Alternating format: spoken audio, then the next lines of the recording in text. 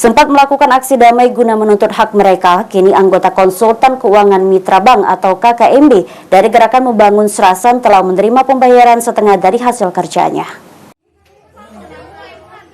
Beberapa minggu lalu, sejumlah anggota Konsultan Keuangan Mitra Bank dari Gerakan Membangun Serasan atau Gerbang Serasan yang bergerak di bidang pengelolaan UMKM menemui PJ Bupati Muara Enim guna menuntut hak mereka yang belum dibayarkan selama 3 bulan.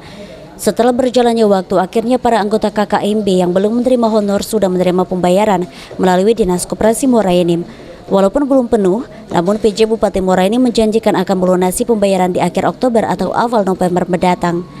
3 bulan dahulu, insya Allah di akhir Oktober ini atau di awal November sisanya dibayarkan.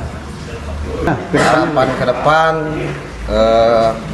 kami selaku pendamping Konsultan Keuangan Mitra Bank Rumah UMKM Gerbang Serasan memohon dapat direalisasikan lagi. Para anggota KKM sendiri mengucapkan terima kasih atas pembayaran honor dan kini masih menunggu pelunasan dari pihak Pemkab Muara Enim. Mardiansa, PAL TV.